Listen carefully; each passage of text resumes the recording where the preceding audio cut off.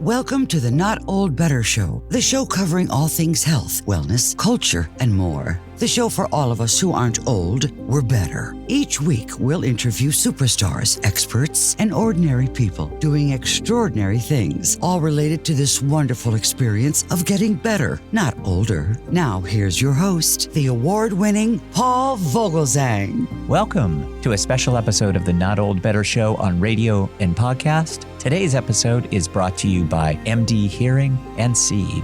Stay tuned for the key benefits of seed and how it fits into your daily routine. And MD Hearing, founded by an ear, nose, and throat surgeon, and their rechargeable digital hearing aids. Today, we dive into the thrilling world of global intrigue and military strategy with best-selling author Walt Gragg in his latest novel, The Long November. Walt Gragg transports us into a heart-pounding scenario of international crisis and nuclear danger that mirrors today's geopolitical tensions. Plus, we'll meet some wonderful characters along the way. This isn't just a war book, including Fareeda. This is the start of chapter 46. As always, Porter sensed the danger before he saw it. He peered out on the expansive valley, searching for its source. It didn't take long for him to locate it. Someone's headed this way, he said. Sanders looked in the general direction his partner had indicated. They'd intentionally selected this location in the northeast corner of the plateau to establish their defensive position. Here, the trees were thin and wouldn't limit their view of the sloping scene below. Despite his exceptional abilities, Sanders was no match for his partner when it came to identifying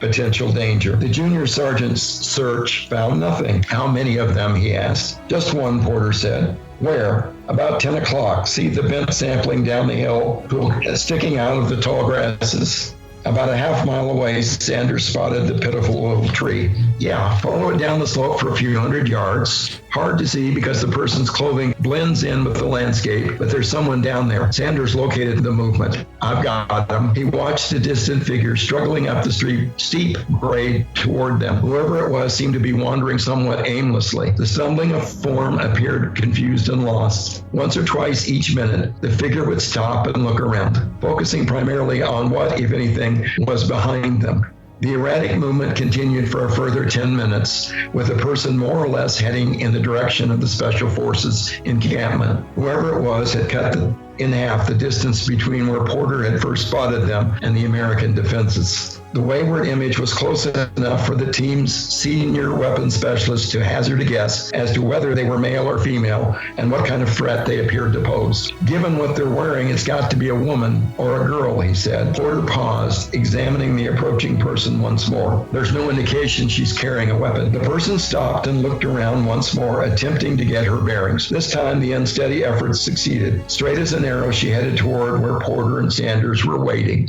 That, of course, is our guest today, author Walt Gragg, reading from his new book, The Long November, and introducing us to the character of Fareeda. In this gripping narrative, what begins as a military coup in Pakistan quickly escalates into a global threat, pulling us into an all-consuming vortex of espionage, military assaults, and a race against time to prevent nuclear catastrophe. Walt Gragg will share with us some of his insights into the creation of his pulse-pounding novel, The Long November, and discuss how he weaves intricate geopolitical realities with riveting fiction to craft a story that's not only enthralling, but alarmingly relevant. Prepare to be taken behind the scenes of The Long November, where we'll explore the depths of its complex characters, including Fareeda, from the formidable jihadists to the courageous efforts of a multinational coalition battling against time and terror. Walt Gragg will also reveal the meticulous research that brings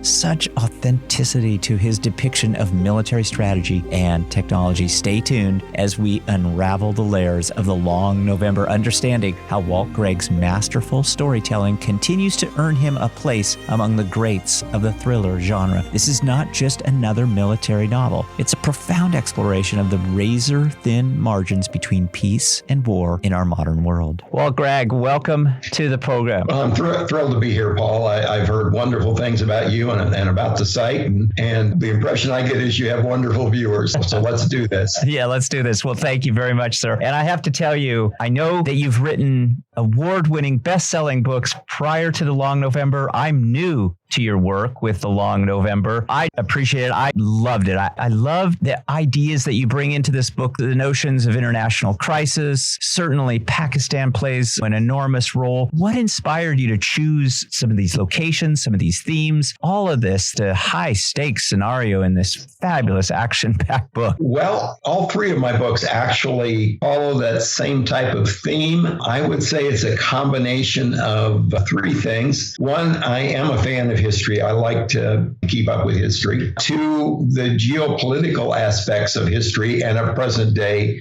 fascinate me. When I put those two together and I look at it and go, what would conflict look like in this situation? Sometimes a book appears. And in this case, that's what happened. The reason I picked Pakistan in this one was multifold. Again, history. Americans probably don't know a lot about Pakistan. I mean, if you look at it on a map, it's situated between Iran, Afghanistan, China, and India. It's not a great location, but people don't know a lot about it, and its history. It's really very fascinating. It was part of India until 1947, and then there was the Great Partition, and 1 or 2 million people died just to separate the Muslims from the Hindus and to create Pakistan in the east and west and India in the central. So the angst between Pakistan and India is just tremendous. On top of that, of course, we've got Pakistan now for the last quarter century as a nuclear power. They presently have close to 200 nuclear weapons. India has 150 maybe. So you've got that on your hands on top of it. Two countries who absolutely despise each other, and they're both sitting there with nukes. So I thought, this is a book I should try. I'm glad you did. Congratulations on it, because it is, the historical elements in it, I think, are powerful and action-packed, and I enjoyed it. It jumps right at the very start. It almost grabbed me to the point that I had to stop for a minute or two and kind of gather myself, thinking, wow, this is just really moving ahead. These battle scenes are so real, and it's wrapped around these wonderful characters. I found one of the characters in particular. I'm soon to be a grandfather, Walt Gragg, and so I really liked this young character named Fareeda, who I thought you just had a beautiful touch with her character and who she is in the plot and the story. And historically, it seems to me that there is a great deal of youth involvement in combat, and you portrayed that, and I thought you did a really nice job. What led you to involve a young female combatant in the role of Fareeda in this story? Because it's just beautiful. I really don't consider that I write war novels. I consider that I write novels about people who are caught in war, and the focus is on the people. So I thought it would be a nice human element to include her, and she's a very interesting character. I can give away a little bit and tell your audience that she stumbles upon the American Green Berets after all her family and friends and entire village is wiped out. She's the only survivor, and from that point on, she becomes almost by accident a great help to them because she knows the local area so well, and that benefits greatly in them doing their job. She just worked in the story. I'm glad you liked her. Like I said, she's an interesting little character, and as I said, her role just seemed to appear, and it just seemed to be easy to write. Yeah, I really enjoyed her role. It softened the story in a very real manner, because I could just picture some of these hardened Green Berets, some of these tough soldiers coming across just this young person and understanding that they might need to offer some protection to somebody like her. It was just very well done, Walt. I really appreciated that. Well, you mentioned the threat of nuclear war is a central element here in The Long November. Just as you balance this wonderful storyline with Fareeda, how did you approach writing about a catastrophic, daunting topic like nuclear warfare? That was also very well done. I have to go all the way back to when I was in my early teens, and I think of the Cuba Missile Crisis and us being as kids taught to crawl under our desk and put our hands over our heads. Right. That was going to stop a nuclear weapon. That kind of imprint. And there was a couple of days there I remember distinctly, and I might have been in ninth grade at the time. I had a couple of days where we got on the school bus and went to school and didn't know if we'd ever go home again. It felt that intense. And so that kind of got me into it. And then when I was in the Army, for 20 years. And there was some involvement there. I did have an assignment with the Green Beret, so that helped me to write those characters. And then I had one in the middle of Cold War. I served at United States European Command Headquarters. We used to play these theater level war games, and I'm sure most Americans didn't know it, but one of our major approaches to stopping the Russians was through the use of tactical nuclear weapons. We had hundreds of them over there. We probably would have used them. I can't swear to it. You never know. But that was the plan. And of course, you've got, the use of nuclear weapons isn't as outlandish as it sounds. Putin has already threatened it multiple times in the Ukraine here. Now, he's talking tactical nuclear weapons, but even those can easily destroy a mile square area. Obliterate it. So it's just an area that I'm aware of. I felt like I'd like to make the readers more aware of it. So in the book, it went. Yes. The other thing that I noticed, and again, not to give too much away, but I really enjoyed how each chapter is dated. It's time-stamped with daily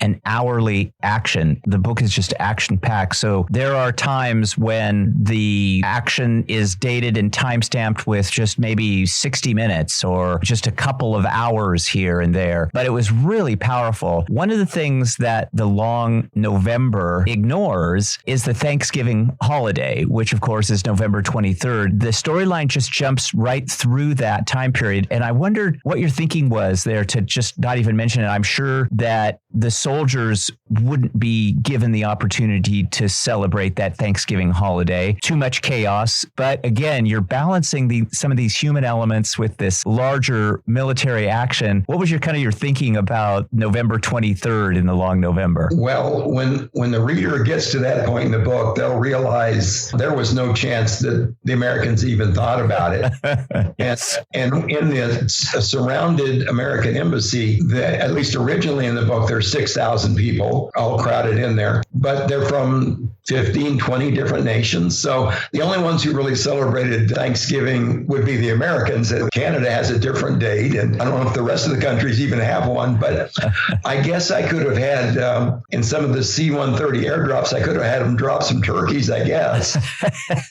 Yeah, right. It just wouldn't even have been a factor. Right. By the 23rd of November, we're very deep in this book, and they're barely holding on. So I gave it a glancing thought and just moved on when I was writing it. Hi, it's Paul. We'll be right back with our guest today, Walt Gragg, author of the new book, The Long November. So please stay tuned. But I wanted to mention our sponsor today, MD Hearing. Do you ever feel like your wallet can't keep up with rising prices? We just bought a new refrigerator in our household. Holy moly, I could not believe how expensive it was. You name it. And the price has probably shot through the roof lately. Well, I've got some uplifting news from our friends at MD Hearing, our sponsor today. This will turn that frown of yours right upside down. Despite the economic squeeze, MD Hearing has managed to slash their prices. That's right. You can now grab the Neo rechargeable digital hearing aids for just $297 per pair. That's $297 per pair, literally slashing the price compared to the typical clinic prices. These little wonders are designed to be discreet, nestling comfortably inside your ear thanks to the dedication of an ENT surgeon who believed everyone should have access to high-quality hearing aids. I've seen them in action, and trust me, the clarity is astounding. It's like having your own super hearing. MD Hearing has confidently equipped over 1.5 million ears and stands behind their product with a 45-day risk-free trial and a full refund policy. They're even the chosen provider for top Medicare Advantage plans, so you know they're a brand you can trust. Here's the best part. Exclusively for our Not Old Better Show listeners, when you use the promo code NOB at shopmdhearing.com, not only will you snag these great hearing aids at this incredible price, but you'll also receive a free extra charging case worth $100. All of this will be in our show notes today, but dive into better hearing with MD Hearing today and experience the difference. Don't wait to take back control of your hearing. Visit shopmdhearing.com, use promo code NOB, and experience the MD Hearing difference today. Thanks, everybody. It struck me, but it makes perfect sense. So thank you for that explanation, and congratulations on this wonderful book. Our guest is Walt Gragg, who's authored the new book, The Long Long November. We'll have links so that our audience can find out more information about Walt Gragg and his previous books, as well as this wonderful new book titled The Long November. Walt, this vivid graphic writing style of yours really captured me whole heart from the word go. As a writer, how do you visualize these scenes? When you're doing this, you're really taking us there very directly, immersing us, I suppose. Do you set this up in a way that is graphic for yourself? Are you visualizing this? Are you working with models? How do you bring this about? Because it is just so realistic. I've had that comment in all three books. I remember on my first one, The Red Line, and it begins in the middle of a blizzard, having the reader tell me they had to stop and put the book down as the Russian tanks were approaching through the snow. They just felt like they were literally standing there in the snow. How do I do it? If a writer can't envision the scene, they can't expect the reader to. So I always work really, really hard at that to try to make sure that you're seeing what, you don't have to see exactly what I see, but you can make your own picture of what the embassy looked like, or whether there was a clock on the left side of the desk or the right side of the desk. It really doesn't much matter. As long as you're seeing something, you can grab that. I work really hard. Paul, at the beginning, you mentioned something about right off the beginning, you just felt like it was really strong. I work really hard. My goal is to make the words jump off the page for the reader, just literally jump off the page. So that helps make it stark and realistic and vivid. That's the one compliment I probably get consistently, is how realistic, how the viewer can see the scene, how much they like it. But how I do it, you got me. I just do it. Hey, it's Paul. To truly connect with you all, our wonderful audience here on the Not Old Better Show, I wanted to just start with a personal story that mirrors the daily benefits of our sponsor today, Seed, and Seed's DS-01 Daily Symbiotic. Maybe it's about the day I realized small actions could lead to big changes, like the day I first took Seed and felt a noticeable shift in my well-being. My little thing isn't so little as it has to do with stomach discomfort. Seed has helped me with my gut health immensely. That's a big thing to me. Here's my experience. Each morning, I take 2 capsules of Seed. It's just part of my routine. What keeps me committed isn't just the convenience, the travel vial, no need for refrigeration. It's the feeling that is really a palpable sense of balance that exists throughout my day, whether it's smoother digestion or just overall vitality. Knowing I'm supporting my gut health with scientifically backed chemical-free ingredients gives me peace of mind. I chose Seed because I'm cautious about what I consume. Their approach, which avoids synthetic additives and focuses on gut health as the cornerstone of overall wellness, aligns perfectly with my values. The science isn't just reassuring, it's compelling. Seed works collaboratively with top scientists to ensure what's on the label delivers what's promised. And isn't consistency key in all good things that we do? That's why the ease of Seed's subscription service resonates so well. It's about nurturing our health day after day without hassle. So if you're looking to nourish your body's ecosystem for better health across the broad digestion, skin, heart, immunity, give Seed a try. Go to seed.com/NOB and use the promo code 25NOB for 25% off of your first month. All this will be in our show notes today. It's not just a purchase. It's an investment in a healthier you. You do it very well. Again, congratulations. This book is fantastic. Again, our guest is Walt Gragg, who's written the new book, The Long November. Walt Gragg mentioned his best-selling book, The Red Line. This new book, The Long November, is getting great praise, just as The Red Line did. As a matter of fact, Grant Blackwood of the New York Times best-selling work, Tom Clancy, Duty and Honor, said, the best World War III epic I've read since Red Storm Rising.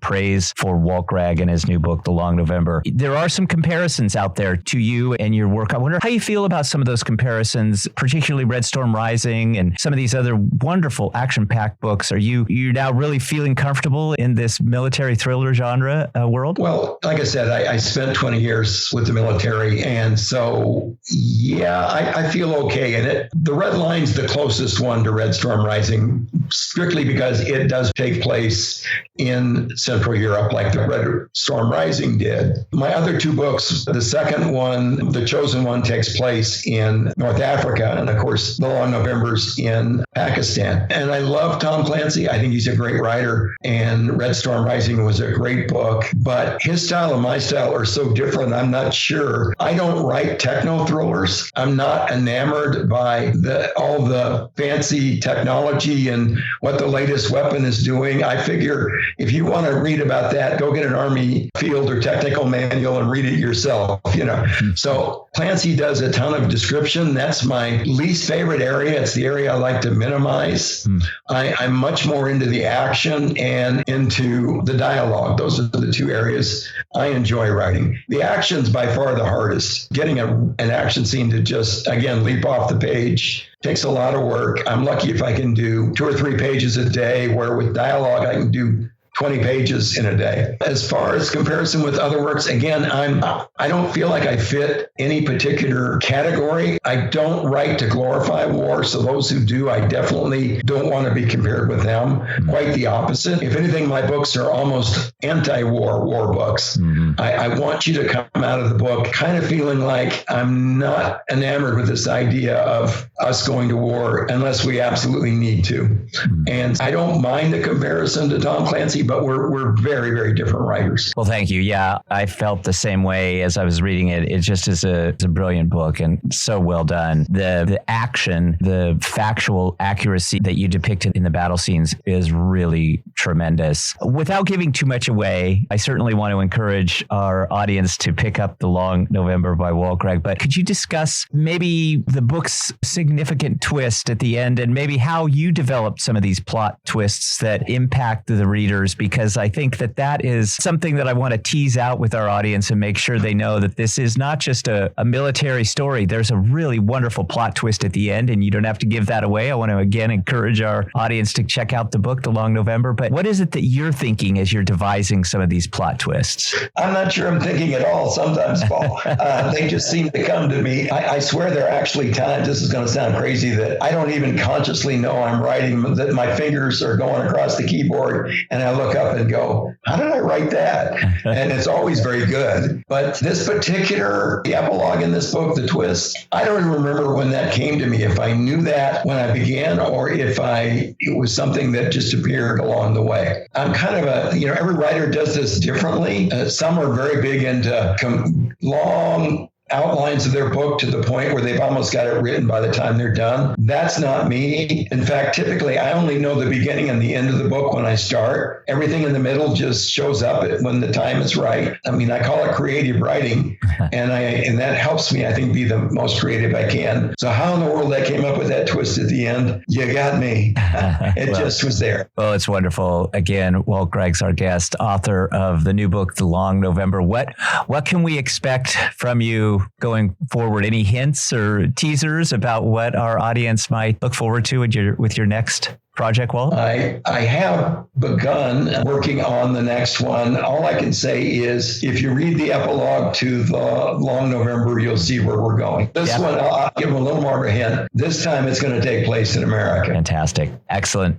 Walt Gragg, it's such a pleasure to talk with you. Again, congratulations on this wonderful book, The Long November. Read it. Make sure to pay attention to all of our links in our notes today so that you can find out more information about Walt Gragg and his wonderful book. Books, plural, but especially The Long November. Fantastic book. Thanks, Walt. I know there's a lot of your listeners are probably thinking, I would never read a war novel. And I can tell you right now, I've had hundreds of people tell me that and then say, I'm sure glad I read yours. So if they'll give it a try, they may like it. This is not your typical, oh my God, it's this horrible war novel. It's very stark, but it's something that I've had surprising audiences enjoy. Thank you for that. Yeah, I want to make sure and emphasize that too to everyone. There's realism. There's a great deal of relevance, a great deal of emotional connection, I thought, with the characters, but a great educational aspect. I learned so much about Pakistan and Islamabad and the embassy and all of these personnel there that are serving us worldwide. So it's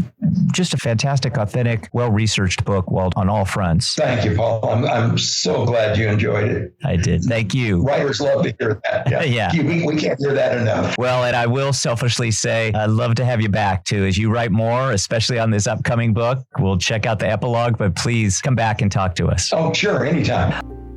Thanks for joining us this week on the Not Old Better Show. My thanks to our sponsors today, MD Hearing and Seed. Please check out our show notes today for the key benefits of Seed and how it fits into your daily routine, and MD Hearing, founded by an ear, nose, and throat surgeon, and their rechargeable digital hearing aids. My thanks to best-selling author Walt Gragg and his latest novel, The Long November. My thanks always to executive producer Sam Henniger for all his work on the show. And my thanks to you, our wonderful audience here on radio and podcast. Be well, be safe, and let's talk about better. The Not Old Better Show on radio and podcast. Thanks, everybody. We will see you next week.